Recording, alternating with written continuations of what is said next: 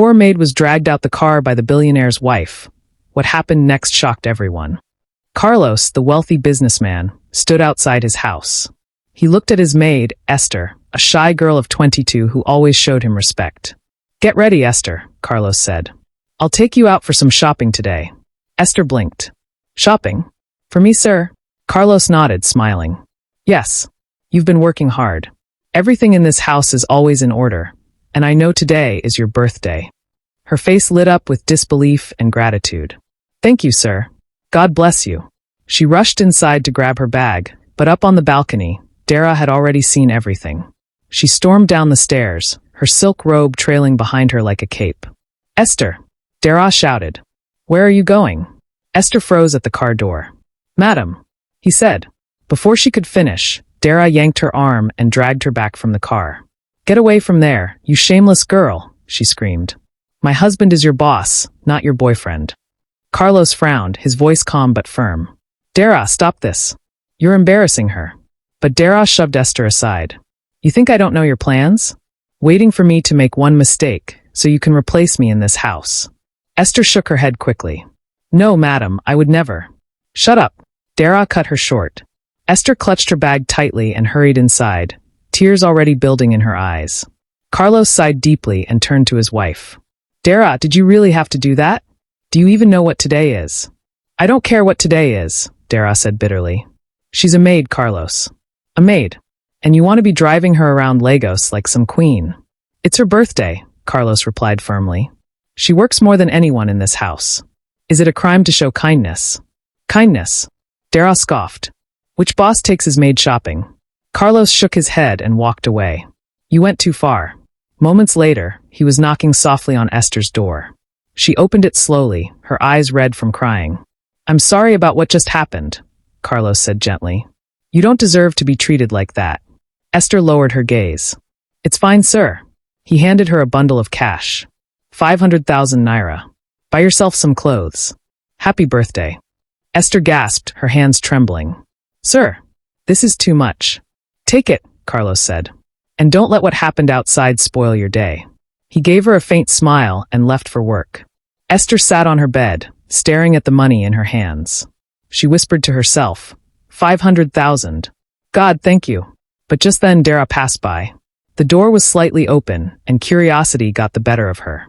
She stepped inside and caught Esther counting the notes. "So this is what I suspected," Dara shouted. Esther sprang to her feet in panic. "Madam, no. He just..." "Shut your mouth." Dara slapped the bundle out of her hands. The money scattered across the floor. "So you've been milking my husband, right? Counting 500,000 like you're a Lagos big girl." "Madam, please, it's my birthday gift," Esther begged, bending down to gather the money. "Birthday gift my foot." Dara snapped. She bent quickly, grabbed the cash, and yanked it out of Esther's hands. "You will not use my husband's money to flex while I'm alive." She stormed out, leaving Esther trembling and crying silently. By evening, Carlos returned home.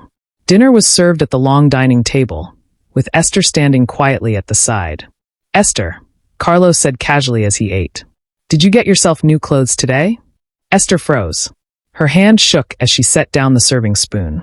"No, sir." Carlos looked up at her. "Why not? I gave you money, didn't I?" Esther's voice was low and nervous. "I'm not with the money, sir." Carlos frowned. "What do you mean you're not with the money?" Esther swallowed hard, glancing at Dara, who sat across the table sipping her wine. "Madam collected it from me." The fork dropped from Carlos's hand, clattering against his plate. He stared at Esther, then slowly turned to Dara. "Dara," he finally said, his voice low but heavy. "Did you take the money I gave her?" Dara didn't flinch. She leaned back in her chair and swirled the wine in her glass like she was the one in charge. "Yes, I did." "And what about it?" Carlos narrowed his eyes. "It was a birthday gift. Why would you humiliate her like that?" "She's a maid, Carlos," Dara said sharply. "She cleans. She cooks. That's all. Since when did you start throwing 500,000 at housemaids like they're your mistresses?" Esther bowed her head, holding onto the tray in her trembling hands, wishing she could vanish from the room. "Enough," Carlos said, his tone rising. "Don't twist this. I was just showing kindness. But you've turned it into something else. Do you know how cruel you sounded out there today? Dragging her like she's an animal? Taking money that didn't belong to you." Dara's lips curled in a mocking smile. Oh, so now you're the savior of housemaids? Carlos the generous. Maybe I should step aside and let you marry her since you're so invested in her happiness. Carlos slammed his hand on the table, making the cutlery jump. Don't you ever talk like that again. Esther quickly excused herself, whispering, Sir, madam, let me clear the kitchen. Just then, the sound of a car horn came from the gate. The guard opened, and a sleek Toyota Corolla entered the house. From it stepped a teenage girl in skinny jeans and braids, dragging a small suitcase behind her.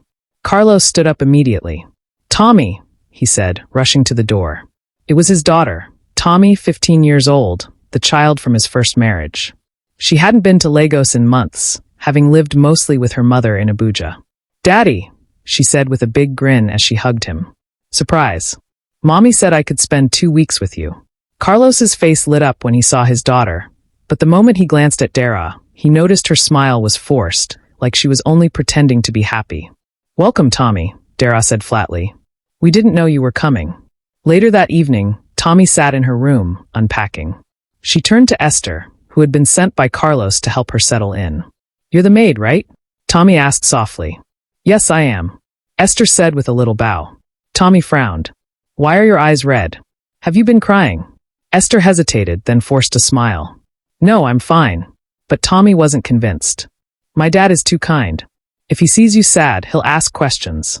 Tell me the truth, what happened? Esther shook her head quickly. Nothing. Don't worry about me. Downstairs, Carlos was in his study when Dara barged in. So this is the kind of home you want to run? She said angrily. You defend the maid, you fight me in front of her, and now your daughter is here to see you siding with servants. This is how you want it to be, right? Carlos looked at her, his face calm but his jaw tight. Dara, I'm warning you. Don't provoke me. That girl has done nothing wrong. You keep treating her like dirt. It needs to stop. Dara's arms were folded, her eyes sharp. Carlos, why would you want to take her out without even informing me? Since when do you start hiding things from your own wife? Carlos straightened in his chair, his voice calm but edged with authority. Dara, I don't have to tell you everything. I'm the head of this family. My decisions are valid, and I don't need to explain myself to you. Her eyes narrowed. Valid? So humiliating me in my own house is valid? Giving attention to the maid while your wife sits here. Does that sound like respect to you? Carlos's jaw tightened. He leaned forward. Dara, so that's why you took the money I gave her? Yes, and I'll certainly do it again if you keep giving her our money without my permission. Dara said. All right, go on. Carlos said unbothered. Upstairs, Tommy overheard the commotion as she stepped into the hallway.